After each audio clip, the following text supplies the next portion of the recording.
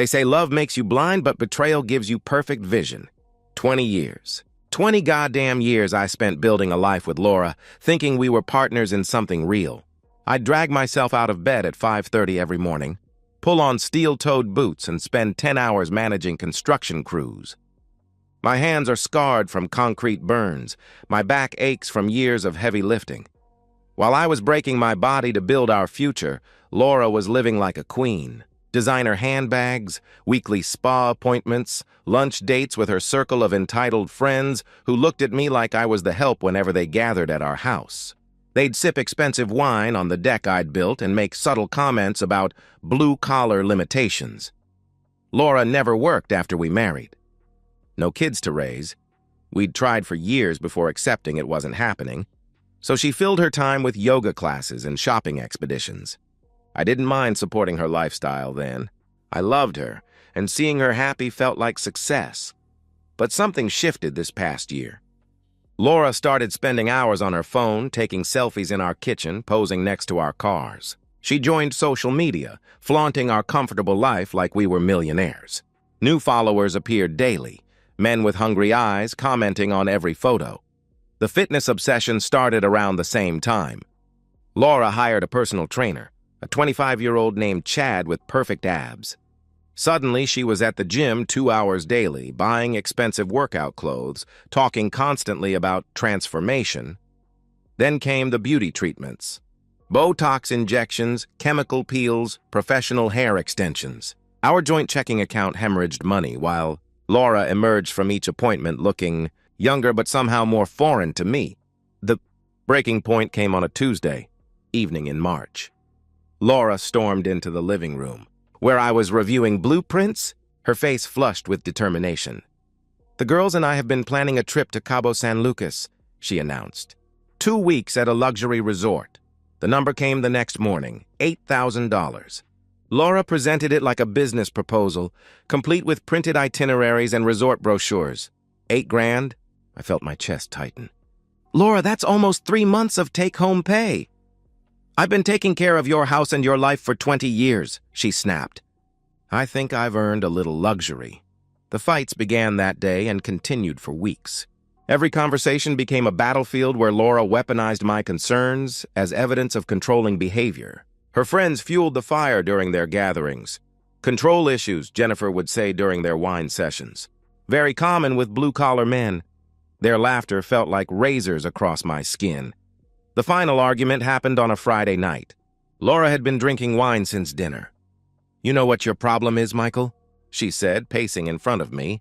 "You're scared I'll realize what I'm missing. You're terrified that I'll see how other people live and decide I deserve better than a construction worker." "Is that what you think of me?" I asked quietly. "After 20 years. "I think you've gotten comfortable using money as a leash," she replied coldly. "But I'm not your pet." I looked at this woman I'd loved and realized I was staring at a stranger.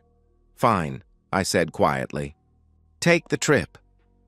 I drove Laura to the airport on a Thursday morning in late March, loading her designer luggage while her friends giggled and whispered. They kept exchanging glances and poorly concealed smirks. That evening, I went to mail Laura's forgotten phone charger and discovered something that changed everything. Hidden in her nightstand drawer was a second phone, a cheap prepaid device I'd never seen before. I stood there holding that burner phone, and for the first time in 20 years, I realized I didn't know my wife at all, but she was about to learn that she didn't know me either. The house felt different without Laura's constant chatter, endless phone calls, television shows I never chose but always endured. For the first day, I actually enjoyed the peace. I ate breakfast in silence, read the newspaper cover to cover, went to bed at 9 o'clock. By the second day, the quiet started feeling heavier. I kept catching myself listening for Laura's key in the lock. 20 years of routine doesn't disappear overnight, but the memory of that hidden phone gnawed at me. On the third morning, I made coffee and stared at the prepaid device. Laura had been careful. No saved contacts, no text history, all calls deleted. Someone had coached her on operational security.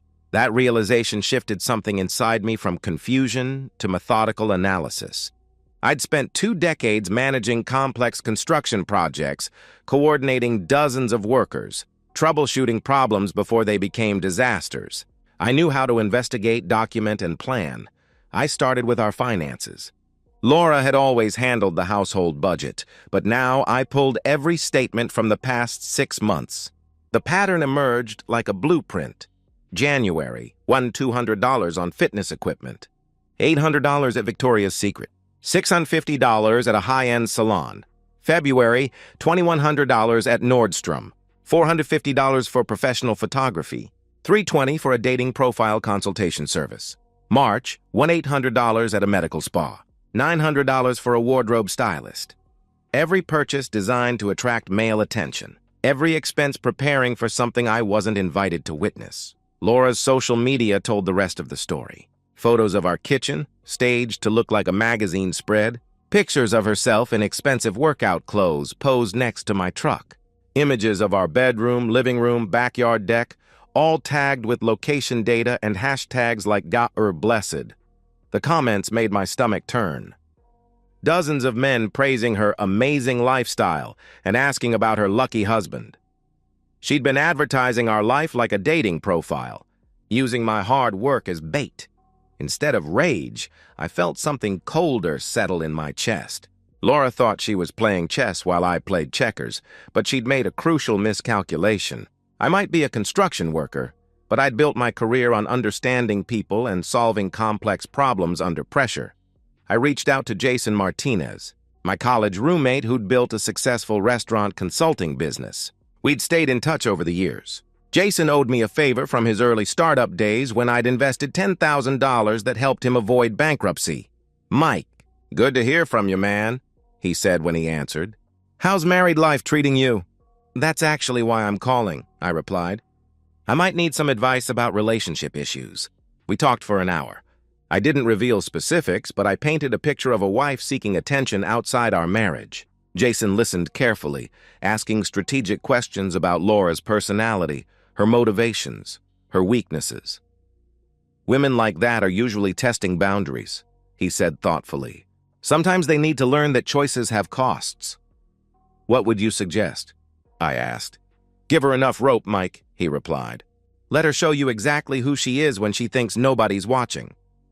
After hanging up, I spent the evening consulting with lawyers and accountants. I reviewed our prenuptial agreement, a document Laura had signed without reading.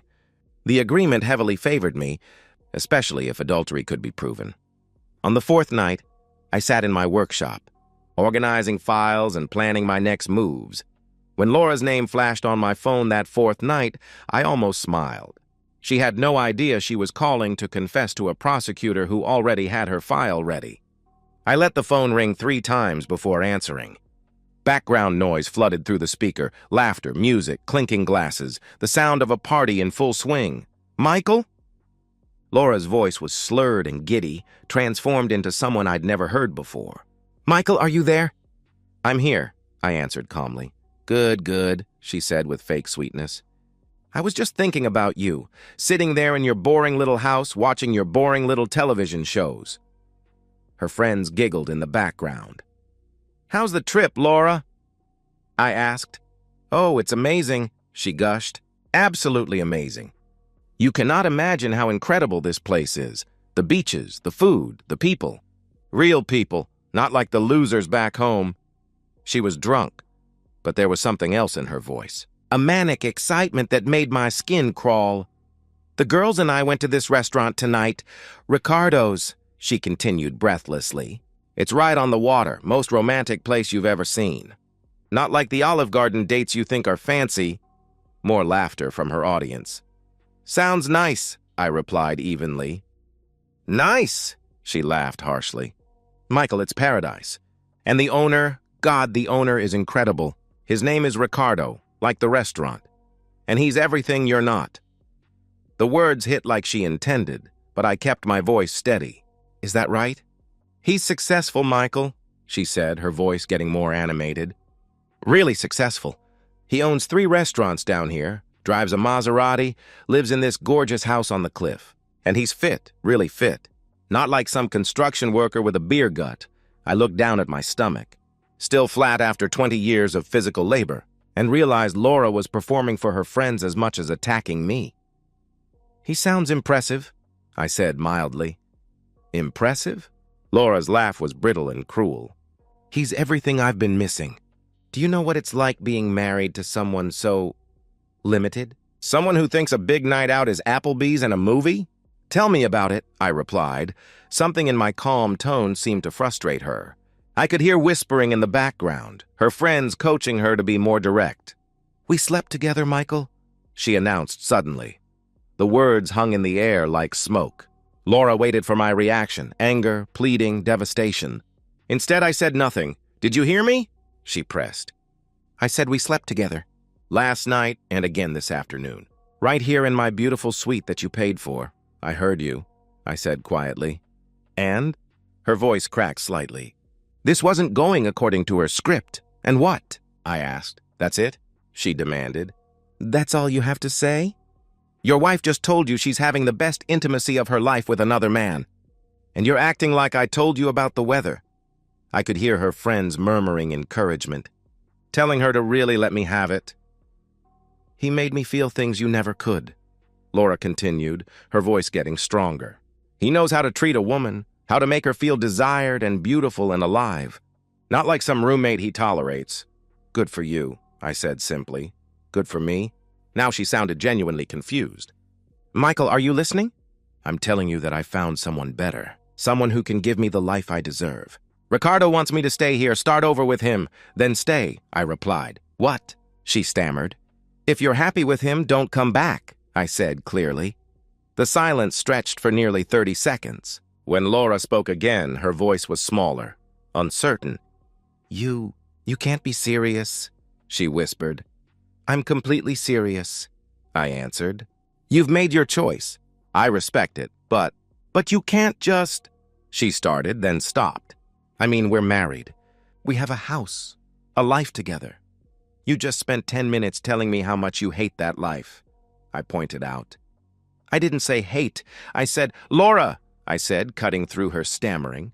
"You called to tell me you're f***ing another man and planning to leave me for him. I'm telling you that's fine. Consider yourself free. Michael, wait," she began desperately. I hung up. Within minutes, text messages started flooding my phone. Laura's drunken confidence had evaporated, replaced by panic and desperate backpedaling. While Laura sent increasingly frantic messages, I executed the first phase of my plan. I called our bank and reported suspicious activity, requesting immediate freezes on all cards. As the primary account holder, I had complete authority to protect our assets from potential fraud. Next, I activated power of attorney documents Laura had signed years ago, giving me broad authority to make financial decisions in emergency situations. By morning, Laura would have no access to our money. Laura thought she was calling to destroy me, but she'd just signed her own death warrant. Tomorrow, she'd learn the difference between a betrayal and a prosecution. My phone started buzzing at 7:23 a.m. Pacific time. Laura's first call came through angry and demanding, her voice sharp with entitlement. "Michael, what the hell did you do?" she demanded without preamble. "My card was declined at breakfast, and the bank says our accounts are frozen." I was sitting on my back deck with coffee and the morning paper. "Good morning, Laura," I said pleasantly. "Sleep well?" "Don't give me that shit," she snapped. "Fix this right now." "I can't fix fraud prevention protocols, Laura," I replied calmly. "The bank flagged suspicious activity and froze everything for security purposes." "Suspicious activity?" she asked, her voice rising. "What suspicious activity?" "Large cash withdrawals in Mexico, unusual spending patterns, account access from foreign locations," I explained. "Standard precautions when they detect potential identity theft." "Identity theft?" she screeched. "Michael, it's me. I'm your wife." "Are you?" I asked quietly. "Because last night you called to tell me you're starting a new life with another man. That sounds like someone else entirely." The line went quiet except for background noise. Voices, suitcase wheels rolling, hotel lobby chaos. "Look, I was drunk," she said, her tone shifting to wheedling.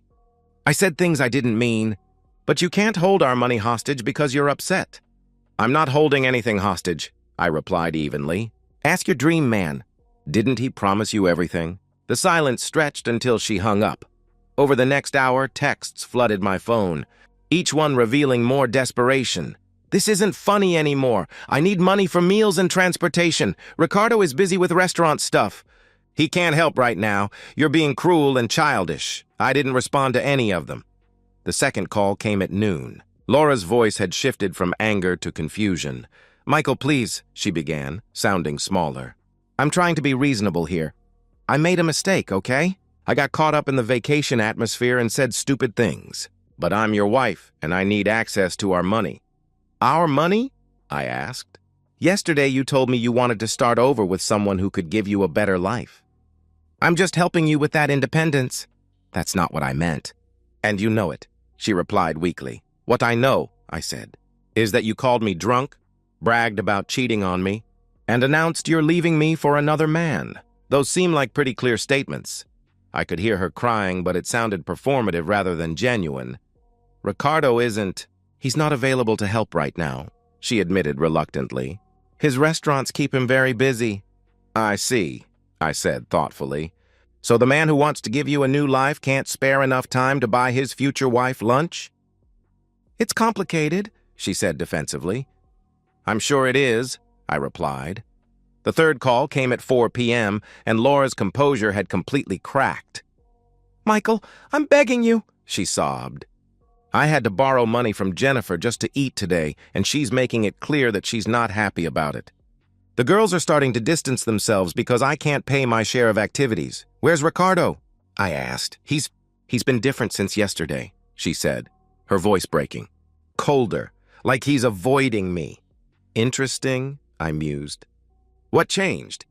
I don't know, she cried. Everything was perfect. And then suddenly he's making excuses about being busy, not returning my calls. The hotel staff told me he hasn't been in the restaurant since yesterday morning. For the first time since this started, I felt something approaching sympathy for my wife. But then I remembered her voice from the night before. The cruelty, the calculated humiliation, the way she'd performed my destruction for her friend's entertainment. Maybe he lost interest when he realized you don't actually have access to the lifestyle you've been advertising. I suggested. What do you mean? She asked, confused. Laura, you've spent months posting pictures of our house, our cars, our comfortable life on social media, I explained. You presented yourself as a wealthy woman living a dream lifestyle. Without my income to maintain that image, what exactly do you have to offer? The sobbing started then, raw and desperate. Please, Michael, she begged. I'm alone here. My friends are treating me like a liability. Ricardo won't take my calls, and I'm stuck in a foreign country with no money. I'll do anything to fix this. Anything? I asked. Yes, she said eagerly. Anything. I was wrong, I was stupid, I was drunk and emotional. But we've been together 20 years. That has to count for something. I let her hang in silence for a full minute, listening to her ragged breathing. Laura, I said finally. Yes, she whispered hopefully. Do you remember what you said last night about finding someone better? I asked. About how Ricardo could give you everything you deserve? I didn't mean it, she said quickly. Yes, you did, I replied firmly. You meant every word and we both know it. The only thing you didn't mean was having to face the consequences. Michael, please, she began desperately. This line won't be available after today, I said with finality. Divorce is already in motion. Don't bother coming back. I hung up and immediately blocked her number. That evening, I sat in my workshop reviewing the evidence I'd compiled. Financial records showing Laura's systematic preparation for an affair. Screenshots of her social media activity designed to attract men. Documentation of her hidden phone and secret planning. But the most damning evidence was the recordings from the previous night's call, which I'd automatically captured using an app. Laura's own words, preserved in perfect digital clarity, admitting to adultery and expressing contempt for our marriage. My phone buzzed with a text from Jason. Phase 1 complete. Moving to Phase 2 tomorrow. She still doesn't suspect? I typed back. She thinks it's all coincidental. Perfect execution so far. Laura thought she'd found her dream man, but she'd actually auditioned for her own destruction. The only question left was whether she'd ever realize how perfectly she'd been played. 3 weeks of silence. 3 weeks without Laura's voice, her demands, her constant dissatisfaction echoing through our house. I'd settled into a routine that felt more natural than 20 years of marriage. Coffee at sunrise, work until dark, evenings in my workshop. The divorce proceedings moved with bureaucratic efficiency. Laura's abandonment of the marriage, combined with her recorded confession of adultery, made the legal process straightforward. Our prenuptial agreement held firm. I was nursing a whiskey at Murphy's Tavern, a dim working-class bar where construction crews gathered after long days. The place smelled like sawdust and honest sweat. "Mike? Jesus, is that really you?" I looked up to see Jason Martinez approaching my table, his expensive suit standing out among the flannel shirts and work boots. My college roommate had transformed himself from a struggling student into a polished businessman. "Jason," I said, standing to shake his hand. "Hell of a coincidence." He slid into the booth across from me, signaling the bartender for a drink. "Not really a coincidence," he replied with a knowing smile. "I've been in town for a few days, wrapping up a consulting project. Figured I might find you here eventually." "Consulting project?" I asked. "Restaurant review for a resort chain," he explained. "They're expanding their operations in tourist destinations, needed someone to evaluate their food service management." He paused, studying my face. "How are you holding up, man? This whole situation with Laura must be rough." "I'm doing better than expected," I answered honestly. "Turns out I don't miss the constant criticism as much as I thought I would." "Any word from her since Mexico?" he asked casually. "Nothing," I replied. "Complete radio silence after I blocked her number." Jason nodded thoughtfully. "Probably for the best. Clean breaks are easier than drawn-out drama." He seemed to know more than he was letting on, and something about his careful neutrality triggered my suspicions. I'd spent decades reading people, workers trying to cover mistakes, contractors padding estimates. Jason had that same careful tone. "How did you know she went to Mexico?" I asked directly. "You mentioned it when you called for advice, remember?" He said smoothly. "The girl's trip to Cabo?" I hadn't mentioned Cabo specifically, just that Laura was traveling with friends. Jason had revealed knowledge he shouldn't possess. "Right. The girl's trip," I said slowly, studying his face. "Funny thing about that trip. Laura met someone down there. Resort owner named Ricardo." Jason's expression didn't change, but his hand tightened slightly around his beer bottle.